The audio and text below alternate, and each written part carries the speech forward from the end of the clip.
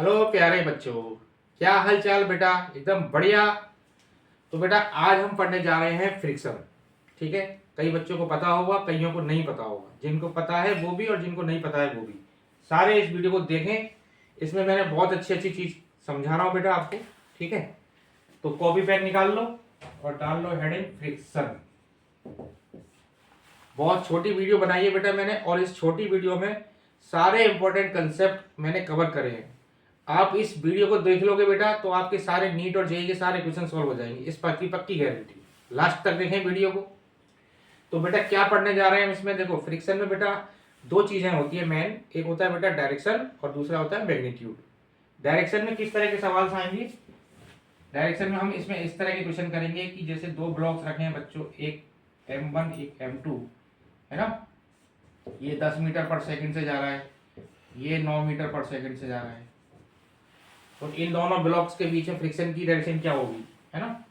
या एक block 10 metre पर सेकंड से जा रहा है और इधर पे आपने 10 न्यूटन फोर्स लगाया, तो इसमें फ्रिक्शन की डायरेक्शन क्या होगी? मोस्ट ऑफ द स्टूडेंट बेटा फ्रिक्शन की डायरेक्शन नहीं निकाल पाते। जो एक ब्लॉक है वो तो निकाल लेते हैं, जब दो ब्लॉक आते हैं तो उनमें थोड़ा डिफिकल्टी आती है। तो मैं आज आपको सारी डिफिकल्टीज आपको दूर कर दूंगा, ये मेरी पक्की गारंटी है, राइट। तो एक तो हम बेटा इस तरह के क्वेश्चन करेंगे इस लेक्चर में, और दूसरा बेटा हम करेंगे इसमें डायरेक्शन। ठीक है ना, डायरेक्शन की डायरेक्शन के बाद मैग्नीट्यूड, सॉरी, है ना, मैग्नीट्यूड और डायरेक्शन। तो पहले हम बात करते हैं बेटा फ्रिक्शन। फ्रिक्शन क्या होता है बेटा? जैसे आप देखो बेटा, एक बॉडी रखी हुई है, ठीक है, एक बॉडी रखी है बच्चों। इस बॉडी पर अगर मैं कोई फोर्स लगाता हूं तो इस बॉडी की टेंडेंसी होती है आगे चलने की, मतलब ये बॉडी चाहती है कि आगे चलो, है ना। लेकिन इसके अंदर जो इंटरलॉकिंग होगी इन दोनों के बॉडी और सरफेस के बीच में, इनकी वजह से ये बॉडी आगे नहीं चल पाती। यानी यहाँ पर एक फोर्स आता है जिसका नाम होता है फ्रिक्शन। फ्रिक्शन बेसिकली क्या है? एक ऐसा फोर्स है जो रिलेटिव मोशन को अपोज करता है। ध्यान से सुनना मैंने क्या बोला, friction opposes the relative motion. ठीक है ना बच्चों। जैसे यहां पर अगर कोई बॉडी रखी हुई है, अगर मैं आपसे पूछूं यहाँ फ्रिक्शन कितना है, समझो यहाँ फ्रिक्शन की वैल्यू पूछा है आपसे कितना है, तो क्या आंसर आएगा इसका? 0। फ्रिक्शन 0 है। क्यों? क्योंकि कोई रिलेटिव मोशन ही नहीं है। अब इस बॉडी पर जैसे ही मैं फोर्स लगाऊंगा तो इस बॉडी का जो मोशन होगा इस अर्थ के रेस्पेक्ट में, अर्थ के रेस्पेक्ट में ये बॉडी का मोशन होने की कोशिश करेगी आगे की तरफ, है ना। तो रिलेटिव मोशन हुआ, यानी इस बॉडी का अर्थ के रेस्पेक्ट में मोशन हुआ, इसी को रिलेटिव मोशन बोला जाएगा। तो जैसे ही इस बॉडी के अंदर मोशन की टेंडेंसी आएगी तो फ्रिक्शन आ जाएगा इसके अंदर। और फ्रिक्शन की डायरेक्शन क्या होगी बेटा? Opposite the relative motion. Motion आ गया तो relative motion, sorry, relative motion आगे की तरफ हुआ अर्थ के रेस्पेक्ट में, तो फ्रिक्शन किधर लगा?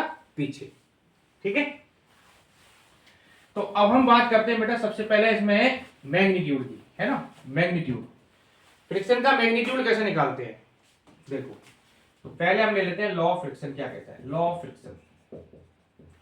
देखो, ये हमने एक बॉडी ली, इस पर बेटा एक फोर्स लगाया हमने F, ठीक है। तो F फोर्स लगाने से फ्रिक्शन पीछे आ गया, ये नॉर्मल रिएक्शन। तो लॉ ऑफ फ्रिक्शन क्या कहता है? Friction directly proportional to N। ठीक है, friction directly proportional to N and this can be written as mu N. अब बेटा ये फ्रिक्शन तीन तरह का होता है। पहला होता है स्टैटिक, जिसको हम लिखते हैं म्यू एस एन। म्यू क्या चीज है यहाँ पर? Coefficient of friction. ये तो आपको पता ही है बेटा, म्यू क्या है यहाँ पर? Coefficient of friction. फ्रिक्शन तीन तरह का होगा बेटा। एक होगा स्टैटिक, स्टैटिक फ्रिक्शन, स्टैटिक, ठीक है। दूसरा क्या होगा बेटा? काइनेटिक, जिसको हम लिखेंगे म्यू के एन। और तीसरा क्या होगा? लिमिटिंग फ्रिक्शन, है ना, लिमिटिंग फ्रिक्शन, जिसको क्या लिखा जाएगा? Mu L N. Limiting friction क्या होता है बेटा? स्टैटिक फ्रिक्शन की वैल्यू, मैक्सिमम वैल्यू, उसी को लिमिटिंग बोलते हैं। तो पहले हम इनको डिस्कस कर लेते हैं। देखो, स्टैटिक, काइनेटिक और लिमिटिंग में क्या डिफरेंस है? आपने फोर्स लगाया, फोर्स लगाने के बाद फोर्स की वैल्यू बढ़ाते जा रहे हो, 0 1 2 3 4। जब तक ये बॉडी रेस्ट में रहेगी तो जो फ्रिक्शन आएगा पिक्चर में उसका नाम क्या होगा बेटा? स्टैटिक। समझ रहे मेरी बात को? जैसे मैंने बोला, यहां पर मैंने फोर्स कुछ नहीं लगाया, कोई भी फोर्स नहीं लगाया तो फ्रिक्शन कितना है बच्चों, 0। अब फोर्स की वैल्यू बढ़ाते जा रहा हूँ, 1 न्यूटन, 2 न्यूटन, 3 न्यूटन, ठीक है, तो फ्रिक्शन की वैल्यू बढ़ती जाएगी। अप टू व्हाट फोर्स, जिस फोर्स तक ये बॉडी रेस्ट में रहेगी उसका नाम क्या होगा बेटा, स्टैटिक फ्रिक्शन। ठीक है, समझ आ रही ना। जब तक बॉडी पर बेटा हम फोर्स लगा रहे हैं और बॉडी रेस्ट में है तो वो फ्रिक्शन कैसा है, स्टैटिक नेचर का। ठीक है ना, स्टैटिक नेचर का। अच्छा, अब स्टैटिक फ्रिक्शन की जो वैल्यू है ये 0 से मैक्सिमम तक वैरी करती है बच्चों, है ना। उसके बाद में अगर आपने फोर्स लगाया है तो बॉडी चलने लग जाएगी, तो फ्रिक्शन कैसे आ जाएगा, काइनेटिक। तो इसका एक ग्राफ आपने देखा होगा, देखो ये देखिए, ये हमारा फ्रिक्शन है बेटा और ये है अप्लाइड फोर्स। अप्लाइड फोर्स यहां पे ये ग्राफ इस तरह से आता है,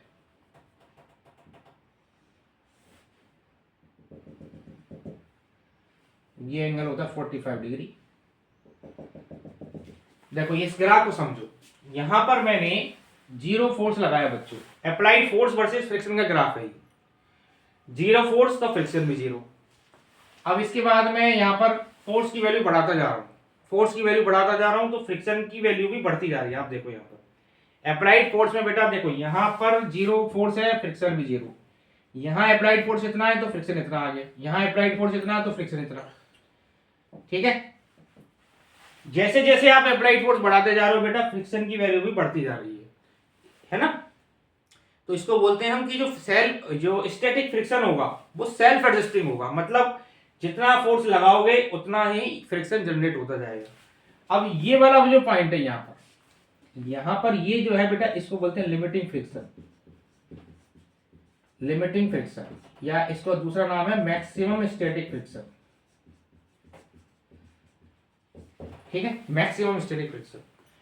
उसके बाद में आपने फोर्स बढ़ाया तो ये बॉडी चलने लग जाएगी और ये फ्रिक्शन जो है काइनेटिक नेचर का हो जाएगा। This is kinetic friction, F की। क्या समझे मेरी बात को बेटा, एक बार दोबारा समझा रहा हूं। फोर्स लगाने के बाद जरूरी नहीं कि बॉडी पे हमेशा इमीडिएट मैक्सिमम फ्रिक्शन आ जाएगा, फ्रिक्शन हमेशा बेटा वेरी करता रहता है ना। जब तक बॉडी रेस्ट में रहेगी तो फ्रिक्शन आएगा स्टैटिक फ्रिक्शन, और जो स्टैटिक फ्रिक्शन है उसका नेचर होता है सेल्फ एडजस्टिंग, अपने आप वो वैल्यू एडजस्ट करता है। तो यहां से लेके यहां तक जब हम फोर्स की वैल्यू बढ़ाते जा रहे हैं तो फ्रिक्शन भी बढ़ता जा रहा है।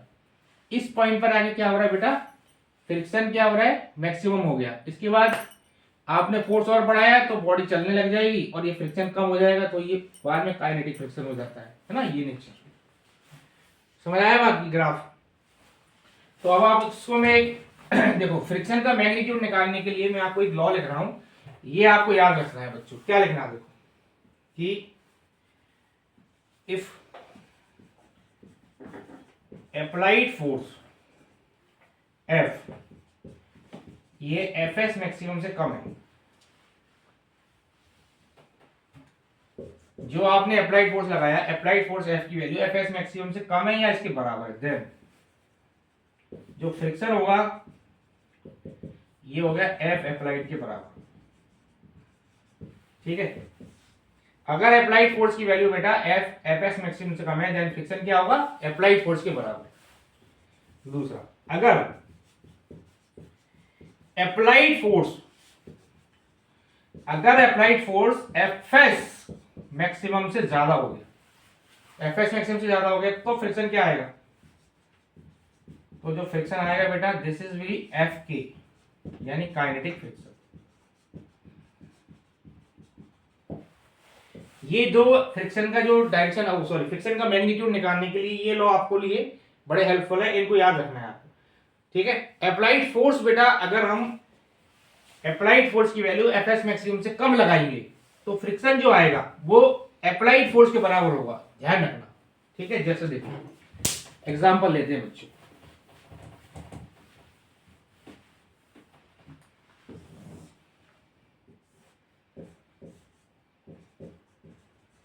ये 5 kg की बॉडी है, यहां पर म्यू एस हमने लिया 0.1 और म्यू पे लिया म्यू एस ले लो 0.5, म्यू पे 0.1 है, और यहां पर हमने 3 न्यूटन फोर्स लगाया।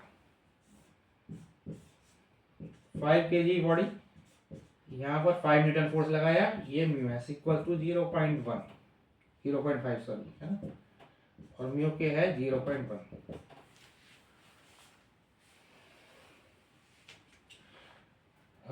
एक मिनट, 1 यहाँ ले लेते 23 न्यूटन, ठीक है, यहाँ ले लिया 25।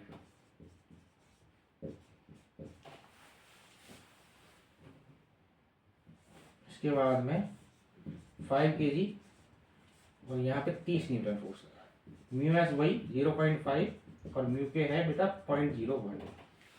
अब तीनों केसेस में एक ही ब्लॉक है, सब कुछ सेम है, लेकिन फोर्स की वैल्यू अलग अलग कर दी। पहले 23 न्यूटन, 25, 30, तीनों केसेस में बेटा आपने फ्रिक्शन की वैल्यू बतानी है, राइट।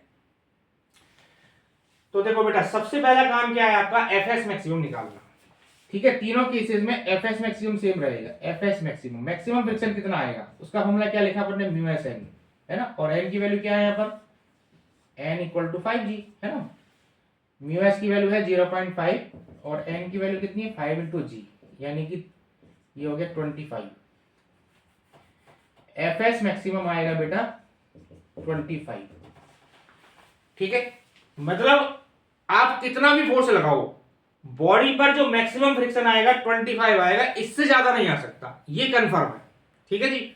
अब पहले केस में देखो आप कितना फोर्स लगा रहे हो बेटा, 23 न्यूटन, 23 अप्लाइड फोर्स है 23 और मैक्सिमम फ्रिक्शन कितना हो सकता है, 25। तो आप देखो यहां पर ये वाली कंडीशन सेटिस्फाई हो रही है, अप्लाइड फोर्स की वैल्यू मैक्सिमम फ्रिक्शन से कम आ रही है, अप्लाइड फोर्स की वैल्यू मैक्सिमम फ्रिक्शन से कम आ रही है ना, तो फ्रिक्शन कितना आएगा, अप्लाइड फोर्स के बराबर, यानी फ्रिक्शन आ गया बेटा यहाँ पर अप्लाइड फोर्स कितना है, एफ अप्लाइड, दिस इज 23। इस वाले केस में फ्रिक्शन कितना आया, 23। यहां बताओ, यहां देखेंगे बेटा अप्लाइड फोर्स भी 25 और मैक्सिमम फ्रिक्शन भी 25, तो ये अभी भी ये कंडीशन सेटिस्फाई हो रही है ना, लेस देन इक्वल टू, तो यहां फ्रिक्शन आया 25 न्यूटन। अब यहां देखें, इसमें अप्लाइड फोर्स कितना है, 30 न्यूटन और मैक्सिमम फ्रिक्शन कितना है, 25, तो ये बॉडी चलना स्टार्ट कर देगी, ठीक है। तो यानी यहां पर फ्रिक्शन आया बेटा कितना आएगा, बोलो, म्यू के एन, है ना, म्यू के कितना है, 0.1 इंटू 50 यानी 5 न्यूटन, यहां फ्रिक्शन आएगा 5 न्यूटन। क्लियर है।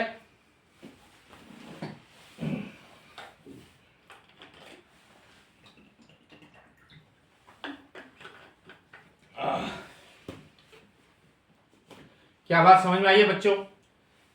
अप्लाइड फोर्स की वैल्यू अगर एफ एस मैक्सिमम से कम होगी तो फ्रिक्शन आएगा अप्लाइड फोर्स के बराबर, अगर उससे ज्यादा हो गई तो बॉडी नीचे मोशन में आ जाएगी, तो फ्रिक्शन क्या आ जाएगा, काइनेटिक फ्रिक्शन। क्लियर है बच्चों, रब कर दो, चलो। तेरे मेरे बीच में कैसा है ये बंधन अनजाना। चलो बच्चों, अब हम एक और प्रॉब्लम लेते हैं जिसमें आपको निकालना है वैल्यू, है ना। देखो इस तरह से रखा है, 5 kg, ये 30 न्यूटन, 30 डिग्री आता है, ठीक है। यहाँ म्यू एस की वैल्यू दे रखी है 0.9, ठीक है जी। अब हमें बताना है यहाँ फ्रिक्शन कितना है,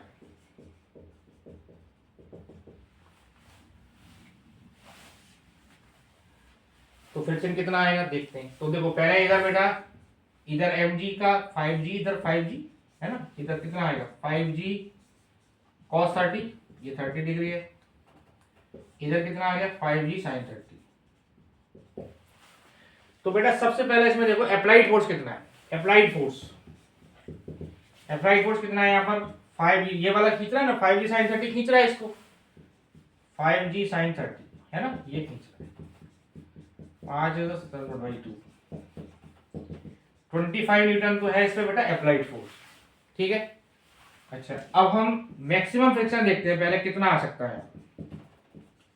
मैक्सिमम फ्रिक्शन कितना होगा बेटा बॉडी पर, म्यू एस एन, इससे ज्यादा नहीं हो सकता। म्यू एस एन कितना देखो म्यू एस कितना है यहाँ पर 0.9 इंटू एन की वैल्यू क्या होगी, एन हो गया 5g cos 30, 5g cos 30 50 into √3/2 ये हो गया 25, 22.5 इंटू √3 है ना, ये हो गया 37 के लगभग। अब आप देखो बेटा अप्लाइड फोर्स है 25 और मैक्सिमम फ्रिक्शन कितना है 37, तो अभी ये वाली कंडीशन सेटिस्फाई हो रही है, अप्लाइड फोर्स की वैल्यू एफएस मैक्सिमम से कम आ रही है, ठीक है। अप्लाइड फोर्स की वैल्यू बेटा मैक्सिमम फ्रिक्शन से कम आई तो कितना आएगा फ्रिक्शन, बोलो फ्रिक्शन होगा बेटा अप्लाइड फोर्स के बराबर, तो अप्लाइड फोर्स कितना है 25, तो यानी फ्रिक्शन आ गया बेटा, फ्रिक्शन आ गया 25 न्यूटन, ठीक है, फ्रिक्शन 25, अप्लाइड फोर्स की वैल्यू 25, मैक्सिमम फ्रिक्शन 37, तो ये एफएल कम से कम है, एफएस मैक्सिमम से कम है, फ्रिक्शन कितना आ गया 25। क्लियर है, मजा आया, मजा आ रहा ना। चलो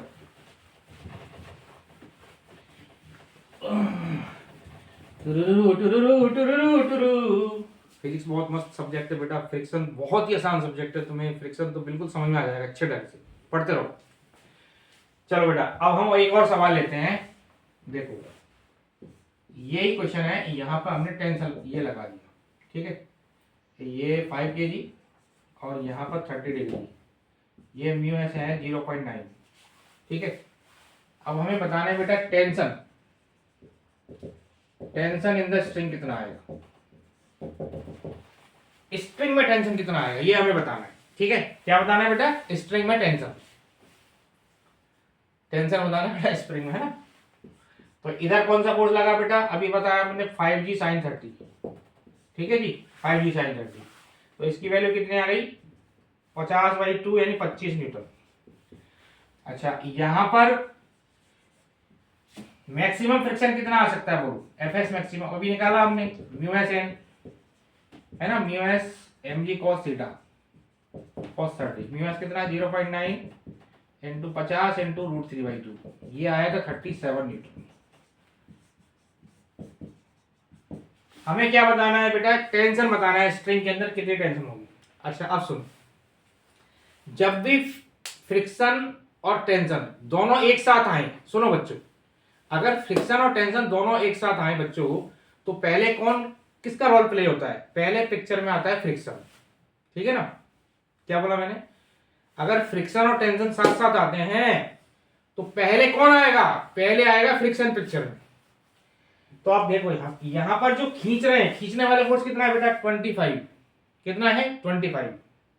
अच्छा जी ओके, अब आप यहां देखो बेटा मैक्सिमम फ्रिक्शन कितना हो सकता है 37, यानी आप 37 न्यूटन तक फोर्स लगाओगे तब तक तो ये फ्रिक्शन ही उसको एडजस्ट कर लेगा, रस्सी में खिंचाव आएगा ही नहीं।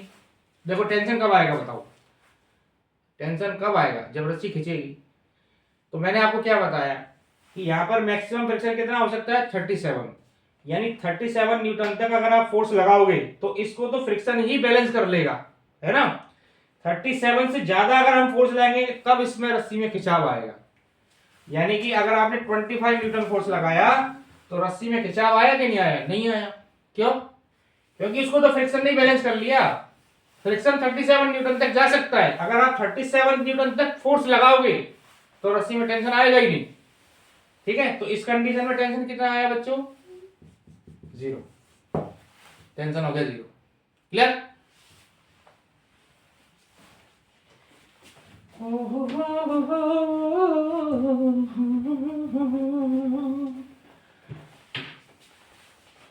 चलो बेटा अब हमने ये तक फ्रिक्शन का मैग्नीट्यूड निकाला, अब देखते हैं डायरेक्शन। हेडिंग डालो, डायरेक्शन ऑफ फ्रिक्शन। देखो डायरेक्शन निकालने के लिए आप एक कंसेप्ट याद रखो, क्या कि जिधर बॉडी का रिलेटिव मोशन होगा, क्या बोला, बॉडी का रिलेटिव मोशन जिधर होगा फ्रिक्शन उसके अपोजिट होता है, ठीक है जी। देखो जैसे वन ब्लॉक वाले सिस्टम में तो आपको पता ही है, एक ब्लॉक है, ये मान लेते इधर जा रहा है, समझो 10 मीटर पर सेकेंड, ठीक है बच्चों। तो अर्थ के रेस्पेक्ट में अगर आप देखो तो ये बॉडी आगे जा रही है तो फ्रिक्शन पीछे लग गया, क्योंकि रिलेटिव मोशन किधर है इसका, आगे की तरफ। फ्रिक्शन क्या करता है, रिलेटिव मोशन को अपोज करता है। अर्थ रिलेटिव मोशन का क्या मतलब हुआ किसी भी बॉडी का मोशन किसी दूसरी बॉडी के रेस्पेक्ट में, क्या समझे?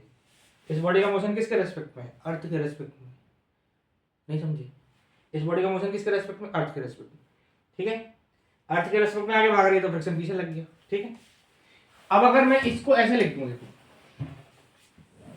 समझो यही बॉडी है, समझो 10 kg की है ना, और बेटा इस पर अपन ने 20 न्यूटन फोर्स लगाया इधर, और ये समझो 10 मीटर पर सेकंड से जा रही है। अब आपसे पूछे बताओ इसमें फ्रिक्शन की डायरेक्शन क्या होगी, तो आपका आंसर क्या आएगा? आगे होगी या पीछे होगी? बताओ, सोच के बताओ, फ्रिक्शन की डायरेक्शन क्या होगी बेटा इसमें?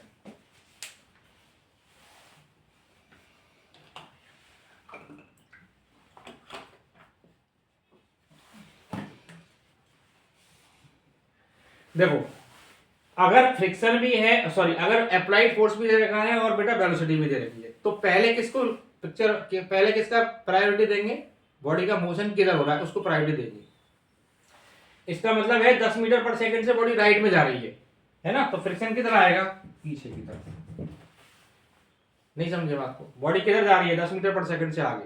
अभी अभी इस स्टैंड पे बॉडी का मोशन राइट साइड में है, तो फ्रिक्शन पीछे लगेगा। तो बोले सर इस 20 न्यूटन का क्या रोल है? तो बेटा 20 न्यूटन क्या करेगा? इसकी वेलोसिटी को कम करेगा, है ना। आफ्टर सम टाइम इसकी वेलोसिटी कम होती जाएगी, क्योंकि वेलोसिटी और फोर्स अपोजिट है। किसी इंस्टेंट के बाद में वेलोसिटी हो जाएगी 0 और ये वापसी इसी डायरेक्शन में आएगी। जब ये इधर चलने लगेगी तो फ्रिक्शन उधर हो जाएगा। लेकिन इस इंस्टेंट पर फ्रिक्शन की डायरेक्शन क्या है बच्चों? इस तरफ, लेफ्ट साइड। क्लियर हुआ? क्लियर हुआ? बढ़िया से चलो आगे।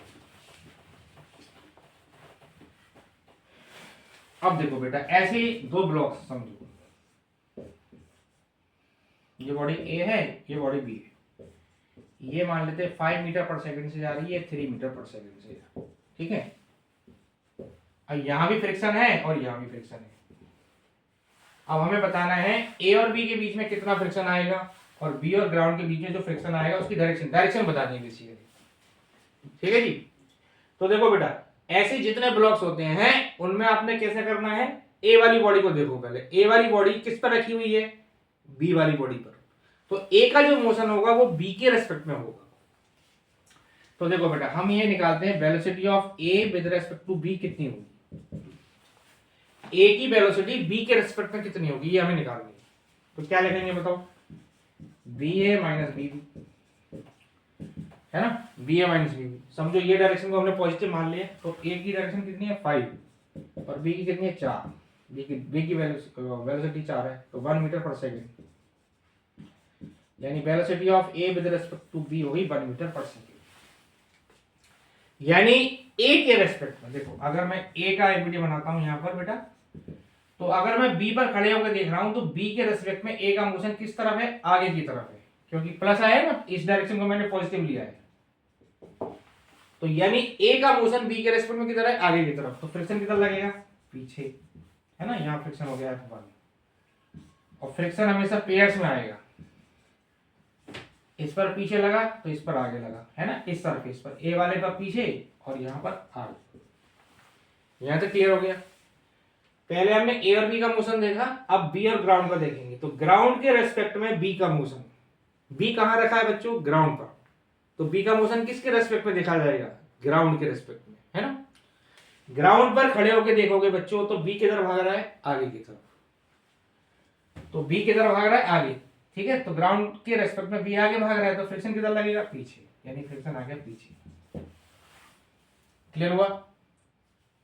या तो आप ऐसे देख सकते हो, या दूसरा तरीका से क्या है? दूसरा तरीका ऐसा है, देखो भाई, आप ए जा रहा है 5 मीटर पर सेकंड से, बी जा रहा है 3 मीटर पर सेकंड से। ठीक है, बी पर खड़े होकर ए को देखो, आप बी पर खड़े हो जाओ, चेहरा बन के आओ, बैठ गए बी पर, ए को देख रहे हो, क्या दिखाई देगा तुम्हें?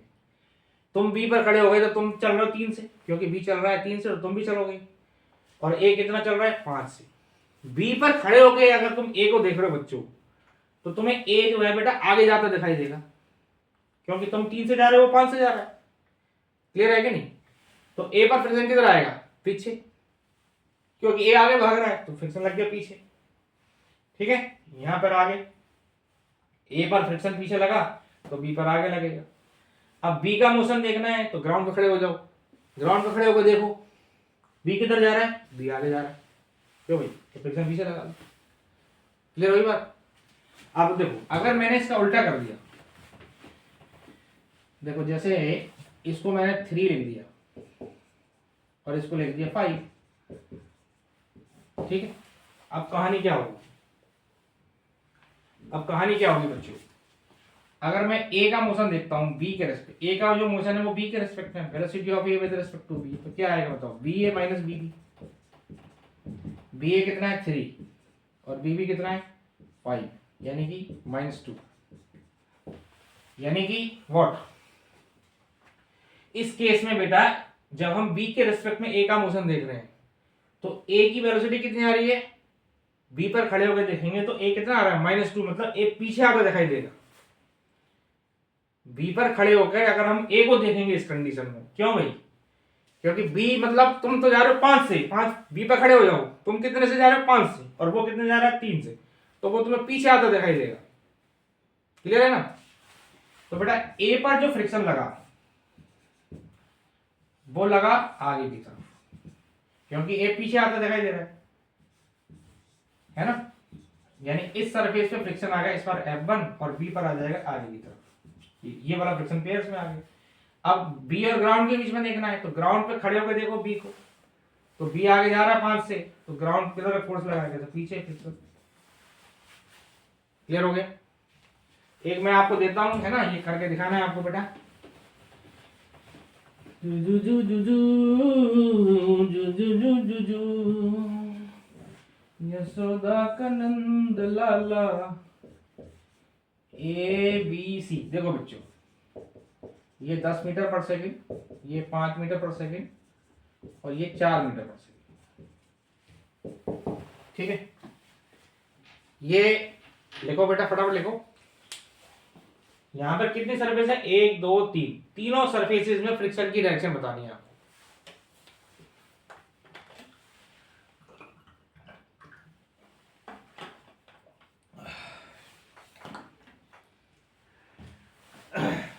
ठीक है, ये आपका होमवर्क है बेटा, ये आपको मुझे कमेंट सेक्शन में बताना है, ठीक है, इसका आंसर क्या है, होपफुली आप कर लोगे इसको, ठीक है। चलो अब हेडिंग डाल लो बेटा, next angle of friction, angle of friction.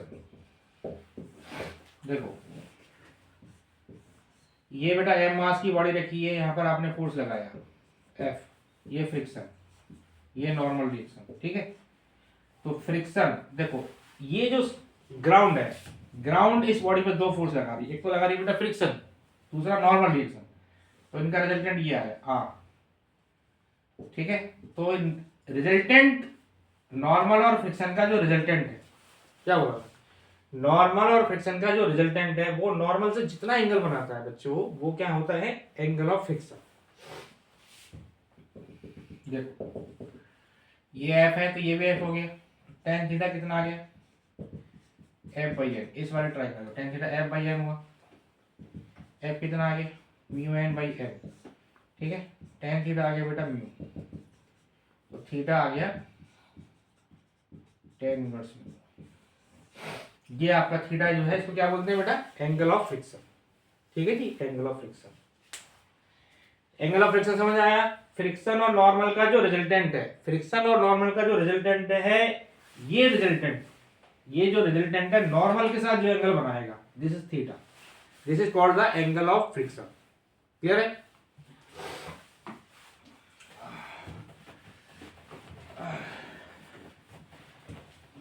हाँ भाई कैसा लग रहा है, मजा आ रहा है ना पढ़ने में, बोल दो ना यार, फिजिक्स बहुत आसान सब्जेक्ट है और ये चैप्टर भी बहुत मस्त है, एकदम मस्त वाला, मजा आ रहा है। चलते चलो, है ना, चलो आगे देखो बेटा, angle of repose, angle of repose, angle of repose क्या है, देखो ये बेटा क्या है कि देखो एक ब्लॉक, यहाँ पे एक ब्लॉक रखा हुआ है, ठीक है, आप इससे इंक्लाइनेशन को बढ़ाते जा रहे हो ऐसे, समझ रहे हो ना बच्चों, एक ब्लॉक रखा हुआ है यहाँ पर, एक इंक्लिनेशन को ऐसे बढ़ाते जा रहे हो, तो एक एंगल पर क्या होगा बच्चों, ये स्लाइड करना स्टार्ट कर देगा।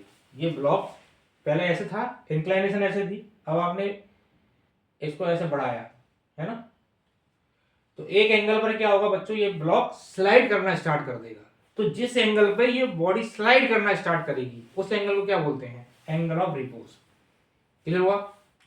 जिस एंगल ऑफ इंक्लिनेशन पर ये बॉडी स्लाइड करना स्टार्ट करेगी उस एंगल को क्या बोलेंगे बच्चों, एंगल ऑफ रिपोज। ठीक है, तो आप देखो बेटा, यहां पर अगर हम देखें एंगल ऑफ रिपोज की वैल्यू एन, इधर आया एम जी कॉस थीटा, इधर आया एम जी साइन थीटा, और इधर आ गया फ्रिक्शन। ठीक है, तो देखो ध्यान से सुनो, एंगल ऑफ रिपोज वो है जब तक बॉडी स्लाइड नहीं करेगी, मतलब एंगल ऑफ रिपोज तक बॉडी रेस्ट में रहेगी, इससे जरा सा भी ज्यादा कर देंगे तो बॉडी स्लाइड कर देगी। ठीक है ना, तो एंगल ऑफ रिपोज तक बॉडी रेस्ट में रहेगी, एंगल ऑफ रिपोज तक बॉडी रेस्ट में रहेगी। तो बताओ रेस्ट में है तो बॉडी फोर्सेस बैलेंस होंगे, एन की वैल्यू क्या होगी बेटा, एम जी कॉस थीटा, है ना, और फ्रिक्शन क्या हो गया बेटा, एम जी साइन थीटा। ठीक है, इसको डिवाइड कर लेते हैं, F by N, M G sine theta by M G cos theta, M G cut गया, फ्रिक्शन आया म्यू एन बाई एन। ठीक है जी, तो टेन थीटा कितना आ गया बच्चों, म्यू, तो थीटा क्या आ गया बेटा, टेन इनवर्स म्यू। तो देखो बेटा, एंगल ऑफ फ्रिक्शन और एंगल ऑफ रिपोज की वैल्यू तो सेम ही आती है, लेकिन दोनों चीज अलग अलग है। वो एंगल ऑफ फ्रिक्शन जो था वो क्या था बताओ, फ्रिक्शन और नॉर्मल का रिजल्टेंट नॉर्मल से जो एंगल बनता है that is angle of friction. यहां पर क्या है, जिस एंगल ऑफ इंक्लिनेशन पर बॉडी स्लाइड करना स्टार्ट कर देती है उस एंगल को क्या बोलते हैं, एंगल ऑफ रिपोज। यानी एंगल ऑफ रिपोज तक तो रेस्ट में रहती है, लेकिन जरा सा भी ज्यादा करेंगे तो बॉडी स्लाइड करना स्टार्ट कर देगी। ठीक है बच्चों, theta equal to tan inverse mu. Clear हुआ? अब अगर आपसे पूछा जाए कि भाई देखो कि ये बॉडी रखी हुई है ना, तो यहां पे बताना है बेटा अपने को कि ये सवाल है, ये सवाल ही ले लेते हैं, find the force exerted by inclined surface on the block. Find the force exerted by inclined surface on the block. Inclined surface इस ब्लॉक पर कितना फोर्स लगा रही है ये हमें बताना है। ठीक है, find the force exerted by inclined surface. inclined surface इस ब्लॉक पर जो फोर्स लगा रही है उसकी वैल्यू बतानी है। तो अब बच्चों बताओ, इंक्लाइंड सरफेस कौन कौन से फोर्स लगा रही है ब्लॉक पर, बताओ। क्या एम जी साइन थीटा लगाया इसने, नहीं। तो इंक्लाइंड सरफेस कौन कौन से फोर्स लगा रही है, देखो एक तो फ्रिक्शन लगा रही है और दूसरा नॉर्मल रिएक्शन, है ना। तो इन दोनों का जो नेट बनेगा वही तो इंक्लाइंड फोर्स, इंक्लाइंड सरफेस का फोर्स हो। तो देखो फ्रिक्शन बेटा ऐसे है और नॉर्मल ऐसे है, दोनों कितने एंगल पर है, 90 डिग्री। फ्रिक्शन की वैल्यू क्या होगी, एम जी साइन थीटा, है ना, और एन की वैल्यू क्या होगी बेटा, एम जी कॉस थीटा। तो जो रिजल्टेंट आया हमारा that will be F square plus N square. ठीक है, एफ कितना है बेटा, sorry M G sine theta का square plus M G cos theta का स्क्वायर, साइन स्क्वायर को स्क्वायर कर दिया तो ये बच गया एम जी। यानी इंक्लाइंड सरफेस इस ब्लॉक पर कितना फोर्स लगाएगी, एम जी। कितना लगाएगी, एम जी। क्लियर हुआ बच्चों?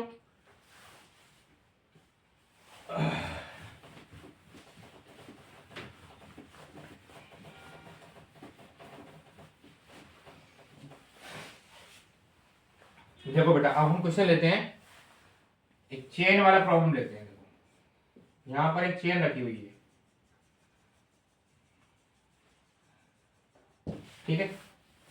चेन का मास ले लेते हैं बेटा, मास ऑफ चेन समझो, मास ऑफ चेन है बेटा m, और यहां पर जो फ्रिक्शन कोएफिशिएंट है वो है म्यू। फ्रिक्शन कोएफिशिएंट कितना दे रखा है हमारे को बेटा, म्यू, है ना, फ्रिक्शन कोएफिशिएंट दे रखा है म्यू। अब हमें क्या बताना है कि इस चेन का कितना पार्ट मैं नीचे लटकाऊं। टोटल लेंथ मान लेते हैं इसकी, total length of chain, total length समझो एल है, ठीक है। तो कुछ पोर्शन आपने ऊपर रख दिया, कुछ नीचे लटका दिया, कितना पोर्शन इसका नीचे लटकाऊं मैं, कितना पोर्शन नीचे लटकाऊं ताकि ये चेन स्लाइड ना करे, ठीक है जी। तो बेटा मान लेते हैं हमने एल पोर्शन लटका दिया यहाँ नीचे, तो इधर कितना बचा, इधर कितना बचा, एल माइनस एल, है ना। तो बेटा ये वाला जो पोर्शन होगा, ये वाला, ये तो उसको नीचे खींचेगा, यानी इसका जो वेट होगा, इसका वेट कितना आएगा बताओ। देखो एल लंबाई का मास है एम, यूनिट लंबाई का कितना हो गया एम बाई एल, तो ये लंबाई कितनी है, ये स्मॉल एल है ना, तो इसका मास कितना आ गया M by L into L. क्यों भाई, एल लंबाई का मास कितना आएगा M by L into L, ठीक है। और इधर वाली का कितना आएगा मास, इसका आ गया बेटा M by L into L minus L, ठीक है जी। हमें क्या बताना है इसमें, कितना पोर्शन में लटकाऊं ताकि ये जो है स्लिप ना हो, यानी एल बताना है, ठीक है बच्चों। तो देखो बेटा इधर वाला जो वेट होगा, इसका जो वेट है कितना आएगा M by L into G, ये जो वाला है ना, M by L into L, तो इसका मास हो गया, जी इसका वेट, जी हो गया। तो इतना इतने फोर्स से ये चेन को खींचेगा, ये वाला फोर्स नीचे, और इधर क्या लगेगा फ्रिक्शन, फ्रिक्शन उसका अपोज करेगा, तो फ्रिक्शन कितना होगा बताओ M by L into L minus L into G into mu. Friction क्या होता है बताओ म्यू एन, ठीक है, फ्रिक्शन क्या होता है म्यू एन, तो म्यू तो इसका हो गया, और एन कितना आ गया M by L into L minus L, इस वाले पार्ट का एन, ये हुआ इंटू जी। अरे भाई इसको एक ब्लॉक मान लो ना, पूरे को एक ब्लॉक मान लो, इसको पूरे को, इस पूरे ब्लॉक का मास कितना आएगा बच्चों M by L into L minus L, ठीक है, इंटू जी, और ये म्यू। तो अगर इसको रेस्ट में रखना है तो mu M by L L minus L into G, ये किसके इक्वल होगा, इसके इक्वल होगा, ठीक है। ये कट गया, जी से जी कट गया, mu L minus L equal to L, तो बेटा mu L minus mu L equal to L, तो mu L equal to L को मान ले लिया वन प्लस म्यू, तो एल कितना आ गया mu upon one plus mu into L, ये आंसर है। इतना पोर्शन अगर हम लटकाएंगे तो ये चेन इक्विलिब्रियम में रहेगी। देखो एक बार ध्यान से बेटा,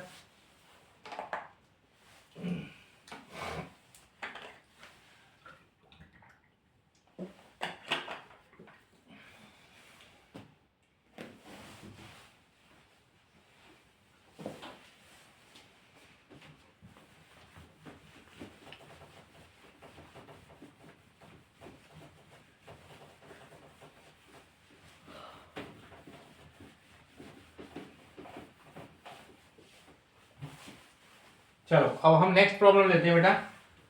देखिए नेक्स्ट में क्या लिया मैंने, एक ब्लॉक लिया बेटा, ये इसका मास है √3 kg, है ना। यहाँ पर इसमें म्यू की वैल्यू है 1/2√3, यहाँ पे फोर्स लगाया अपन थीटा, तो आपको बताना है 60 डिग्री पर कि एफ की कितनी वैल्यू लगाऊं मैं, एफ की for what value of F, ये बॉल ब्लॉक इक्विलिब्रियम में है ना। एफ की मैक्सिमम वैल्यू कितने लगा सकता हूं मैं ताकि ये ब्लॉक इक्विलिब्रियम में रहे, इससे ज्यादा लगा देंगे तो क्या होगा चलने लग जाएगा, तो किस वैल्यू तक ये इक्विलिब्रियम में रहेगा, एफ की वैल्यू बतानी है, क्लियर है। तो कैसे करेंगे बेटा, सबसे पहले इसका कंपोनेंट बनाओ एफ cos 60, इधर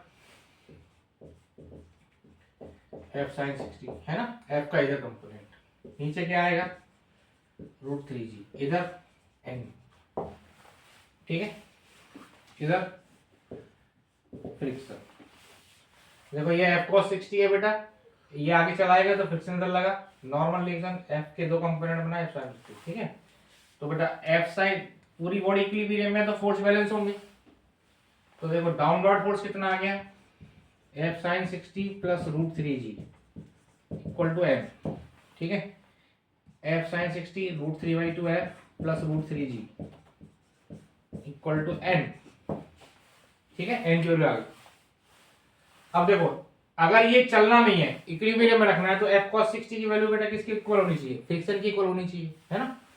तो बेटा f cos 60 इक्वल टू क्या लिखा आपने, फ्रिक्शन।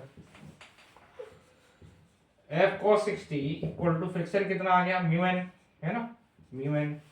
f cos 60 हो गया बेटा 1/2 म्यू, n की वैल्यू ये रही √3/2 f plus √3g, f/2 mu कितना आ गया बेटा हमारे पास, म्यू दे रखा है 1/2 √3,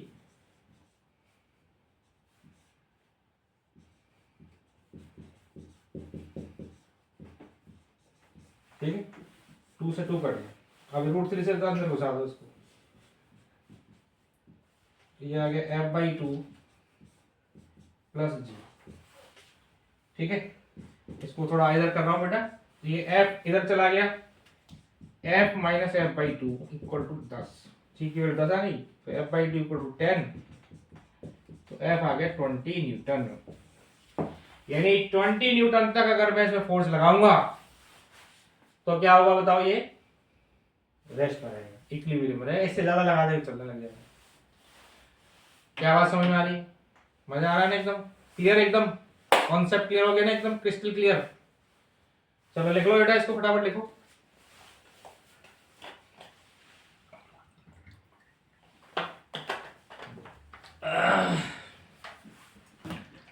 गाजर है, बैंगन है, भरता है, भिंडी है, गोभी है।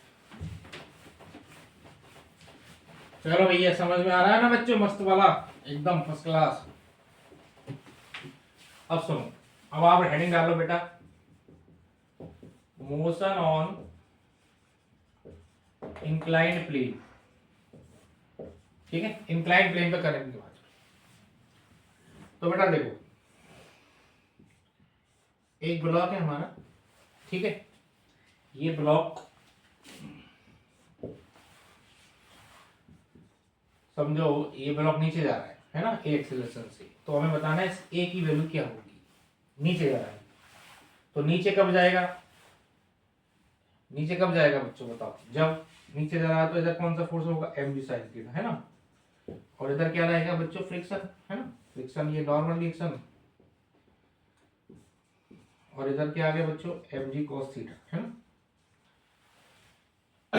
तो बेटा नीचे जा रहा है, इसका मतलब mg sin थीटा ज्यादा होगा, तो mg sin theta minus friction equal to M, mg sin theta minus friction equal to M, mg sin theta minus friction कितना आ गया, mu mg cos theta equal to M, ठीक है, mg common ले लिया बेटा,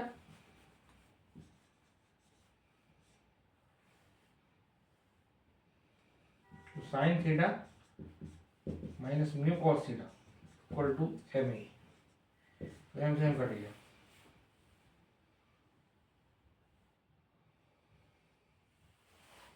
तो ए कितना आ गया बेटा, G sine theta minus mu cos theta. तो बेटा इतना फोर्स लगा नीचे, तो सॉरी इतना एक्सेलरेशन है इसका बॉडी, जब ये बॉडी नीचे आ रही है तो इतना फोर्स पे एक्सेलरेशन लगा है, डाउनवर्ड डायरेक्शन। अच्छा अब एक बात बताओ बच्चों, ये तो आपने लिख लिया, सवाल कैसे आएगा वो बता रहा हूं आपको। ये बॉडी इतना एक्सेलरेशन इस पे लग रहा है, तो फोर्स कितना लग रहा है बताओ इस पर, एम ए यानी फोर्स कितना लग रहा होगा बताओ, एम ए, है ना, M G sine theta minus mu cos theta. अच्छा ये फोर्स किधर लग रहा है बच्चों, नीचे की तरफ लग रहा है, ठीक है ना। तो अगर इस बॉडी को मुझे स्लिपिंग करने से रोकना है, क्या बोला मैंने, इस बॉडी को मैं चाहता हूं ये स्लिप ना करे, तो जितना फोर्स इसमें नीचे की तरफ लग रहा है एटलीस्ट उतना ही फोर्स मुझे ऊपर की तरफ लगाना पड़ेगा, ताकि ये बॉडी स्लिप ना करे। क्लियर हुई मेरी बात। तो इतना ये एक्सेलरेशन आया, इसको मैंने m से मल्टीप्लाई कर दिया तो फोर्स लग गया, ये किधर लग रहा है, नीचे। तो देखो बच्चों, minimum force required to prevent the body from slipping down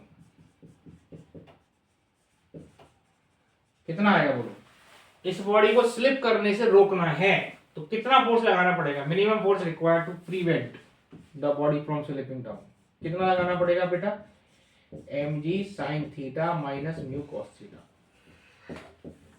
ये लगाना पड़ेगा। ये बात समझ में आएगी नहीं आपको? देखो ये बॉडी स्लिप कर रही है, नीचे की तरफ आ रही है, तो उस पर कितना एक्सेलरेशन लग रहा है, इतना, तो इतना फोर्स लगा, नीचे की तरफ लग रहा है। अगर इसको स्लिप करने से रोकना है तो जितना फोर्स इसमें नीचे लग रहा है एटलीस्ट मुझे उतना ऊपर लगाना पड़ेगा ना, तभी तो रुकेगी। तो ये लगी। क्लियर है? बात क्लियर है ना एकदम? अच्छा अब आप देखो बेटा, इसको हम ले लेते हैं motion on inclined plane upward.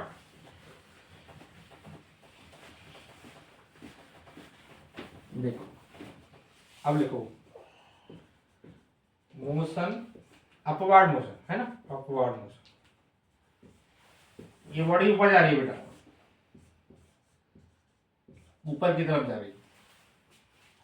तो बेटा जब ये ऊपर जा रही है तो कौन कौन से फोर्स लग रहे हैं? देखो एम जी साइन थीटा तो नीचे लगेगा हमेशा, है ना, और फ्रिक्शन भी नीचे लगेगा।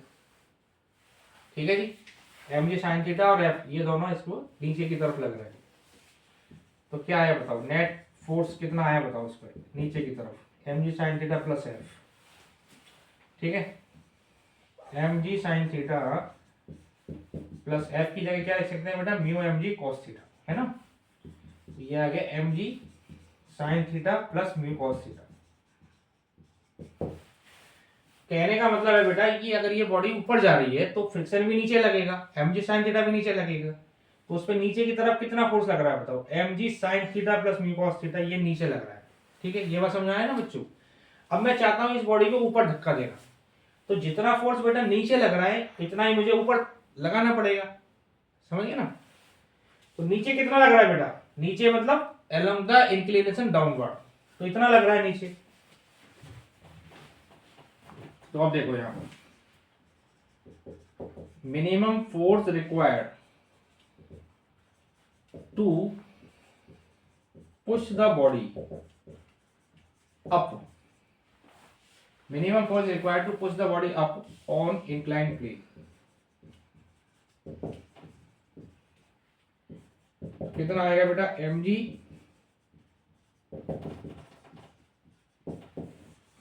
Sign theta plus mu cos.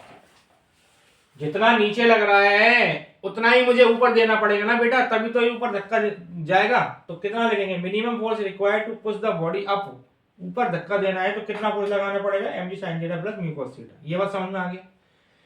तो बेटा अब हमने दो चीज पढ़ी, उसके बेस पे आपको एक क्वेश्चन दे रहा हूं मैं, जेई एडवांस क्वेश्चन। ठीक है, देखो क्वेश्चन देखो बेटा, क्वेश्चन क्या कहता है ये, क्वेश्चन ये है बेटा, force required to push the body up, force required to push the body up on inclined plane, on inclined plane is double the force required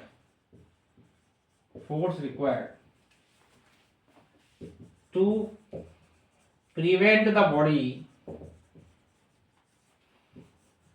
from slipping down। ठीक है जी, अगर ऐसा दिया हुआ है तो बताना है फाइंड द, इफ और दे रखा है इसने, if n equal to 10 mu, ये दिया हुआ है ना, find the value of n, find the value of n, है ना। If theta equal to angle of inclination देगा 45 डिग्री।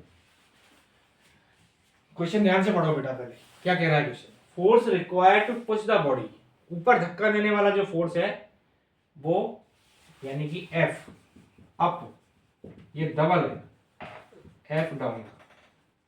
ठीक है,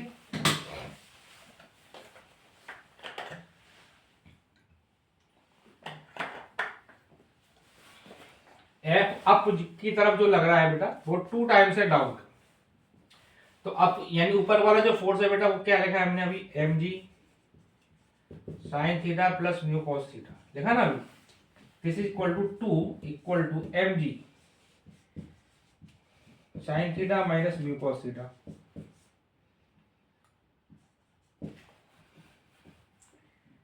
ठीक है, ये दिया हुआ है।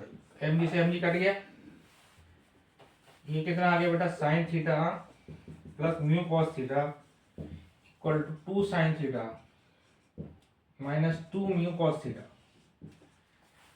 ठीक है, साइन ये आ गया बेटा 3 mu cos theta, 3 mu cos theta equal to sine theta. ठीक है, तो sine by cos tan theta equal to बेटा कितना आ गया, sine by cos tan theta equal to 3 mu. अब थीटा कितना दे रखा है अपने को बेटा 45, तो ये हो गया टेन 45 1 हो गया, तो म्यू की वैल्यू कितनी आ गई 1/3। ठीक है, म्यू कितना आ गया 1/3। अब हमें n पूछा इसने, तो n निकालने के लिए क्या करेंगे 10 इंटू म्यू, 10 इंटू 1/3, 10/3, ये आ गया आंसर। बात समझ में आया, क्लियर हो गया एकदम। मजा आ रहा है ना बेटा, मस्त एकदम, फिजिक्स आसान सब्जेक्ट है। चलो अब एक और प्रॉब्लम लेते हैं बेटा, फिर हम लेक्चर को खत्म करेंगे।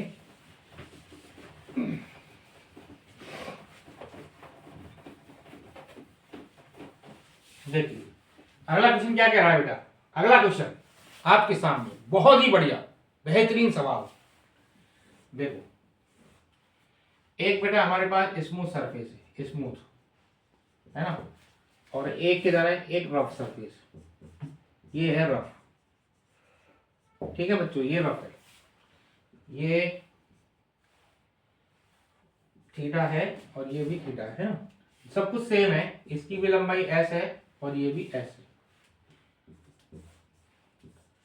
अब दोनों ने चलना स्टार्ट किया, दोनों सब कुछ सेम है, खाली फर्क क्या है, ये स्मूथ है वो रफ है। तो आप मुझे बताओ किस में टाइम ज्यादा लगेगा, इस ब्लॉक को नीचे आने में, ब्लॉक नीचे चल रहा है, किस वाले केस में ज्यादा टाइम लगेगा, इसमें या इसमें? तो ऑब्वियसली बात है आपका आंसर होगा ये रफ वाले में, है ना। तो बेटा यहां मान लेते हैं T2 टाइम लगा, नीचे आने में ये लगा T1। तो ये कहता है कि जो रफ सरफेस का टाइम है वो स्मूथ सरफेस का n टाइम्स है ना। T रफ जो है वो स्मूथ का बेटा n टाइम्स दिया हुआ है, और थीटा की वैल्यू 45 ले लो। ठीक है जी, तो हमें क्या बताना है, हमें बताना है म्यू कितना आएगा रफ सरफेस। क्वेश्चन क्लियर हो गया, स्मूथ सरफेस और रफ सरफेस। रफ सरफेस में ब्लॉक नीचे आ रहा है, तो वो जो टाइम है बेटा स्मूथ का ज्यादा है, स्मूथ से n टाइम्स है, तो म्यू बताना है।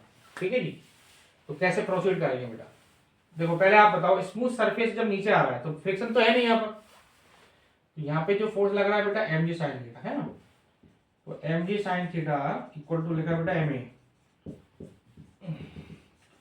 तो a कितना आ गया g sin थीटा। तो बेटा यहाँ पर अगर मैं लिखूं s equal to half a t square है ना, तो t आ गया बेटा, t का फॉर्मूला है 2s/a, तो यहाँ लिखा है T1 equal to 2s/a1, a1 मान लेते इसका एक्सीलरेशन 2s/g sin थीटा। ठीक है जी, ये आ गया। अब यहाँ कितना आएगा T2 2s/a, इधर का a कितना है बताओ, इस वाले का a कितना आएगा, रफ सरफेस पे नीचे आ रहा है, नीचे आएगा तो क्या लिखेंगे g sin theta minus mu cos theta, अभी लिखा है मैंने आपको। ठीक है जी, अब क्या करेगा बेटा अपने को T2 equal to NT1, T2 कितना है बेटा, T2 ये रहा 2s/g sin theta minus mu cos theta equal to n times of T1 2s/g sin theta. ठीक है जी, अब 2s से 2s कट गया और g से g कट गया, अब दोनों साइड स्क्वायर कर लो। ठीक है ना, तो देखो क्या आएगा 1/g 1 sin theta minus mu cos theta, mu cos theta equal to क्या आ गया बेटा n square by sine theta. बताओ यहां तक क्लियर हो गया, ये दोनों साइड स्क्वायर कर दिए। अब इसके बाद बेटा बोर्ड भर गया मेरा, तो उधर से इधर वाला रब कर रहा हूं, इधर। ठीक है, इधर लिख रहा हूं मैं। तो देखो बेटा इसको इधर ले जाओ और इसको इधर ले आओ, तो 1/n स्क्वायर इक्वल टू बेटा हो गया sine theta minus mu cos theta upon sine theta. क्यों भाई, sine theta mu cos theta sine theta है ना, one by N square equal to sine by sine 1 minus mu cos by sine हो गया cot theta. अब theta कितना दे रखा है बेटा अपने को 45, तो कॉट 45 हो गया 1, तो 1 by N square equal to हो गया 1 माइनस म्यू, म्यू कितना आ गया 1 माइनस।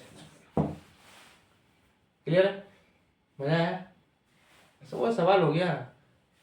ठीक है, एक लास्ट क्वेश्चन। ठीक है, देखो बच्चों समझ आ रहा है ना बच्चों, एकदम बढ़िया वाला।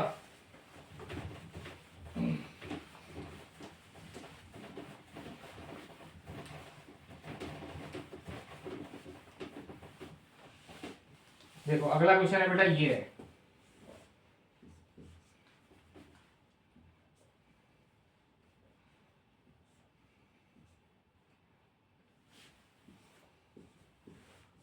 देखो ये एक इंक्लाइंड सरफेस है बेटा, इसमें आधी सरफेस स्मूथ है आधी रफ है, और ये ब्लॉक चलना यहां से स्टार्ट किया और यहां आ गया।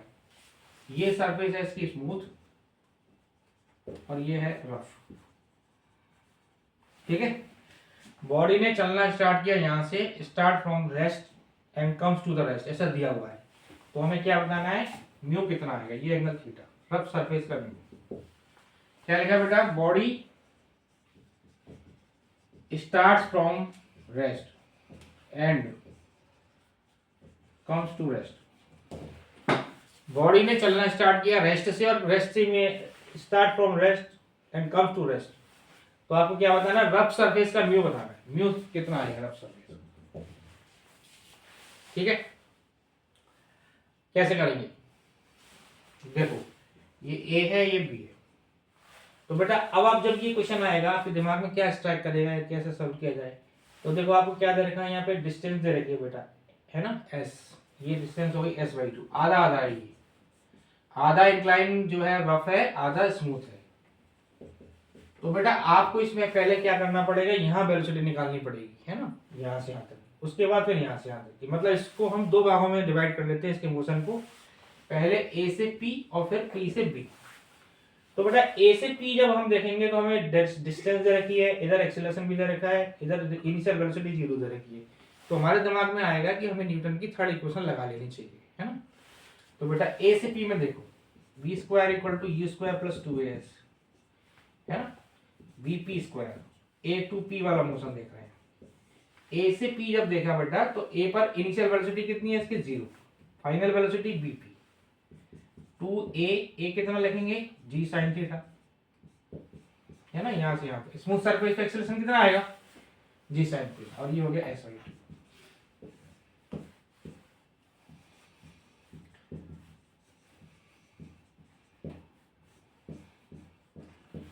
तो ये वेलोसिटी आ गई पी पॉइंट पर। ठीक है, अब आ जाओ पी से बी पर, पी से बी में, पी से बी में दोबारा ये इक्वेशन लगा लो। पी से बी में जा रहे हैं तो फाइनल वेलोसिटी बी हो गई, bb square equal to bp square plus 2as। अब फाइनल वेलोसिटी 0 है, कह रहा फाइनल रेस्ट में आ गया, तो b पर वेलोसिटी 0 होगी, p स्क्वायर यहाँ पर वेलोसिटी कितनी है g sin theta into s plus 2a। अब देखो नीचे जा रहा है ना, रफ सरफेस पे नीचे जाएगा तो एक्सेलरेशन कितना आएगा g sin theta minus mu cos theta. ठीक है बच्चों, और ये हो गया बेटा s/2, ये bp यहां डाल दी वैल्यू और ये सारा क्लियर हो गया। अब इस वाले टर्म को इधर ले आओ,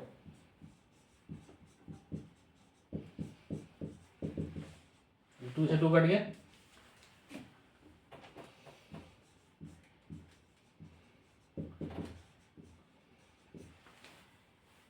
ठीक है, ये एस। तो देखो बेटा एस से एस कट गया और ये से जी कट गया, है ना, ये साइन है, ये इधर साइन आएगा, minus 2 sin theta equal to minus mu cos theta, ये कट गया, तो म्यू कितना आ गया बेटा sine by cos 2 tan theta, ये म्यू आ गया। समझ आ गया, एकदम बढ़िया। होपफुली बेटा आज हमने फ्रिक्शन पढ़ा, सारे तुम्हें इंपॉर्टेंट क्वेश्चंस कराए हैं बेटा, होपफुली सारे समझ में आए होंगे। चलो मिलते हैं अगले वीडियो में, थैंक यू बेटा।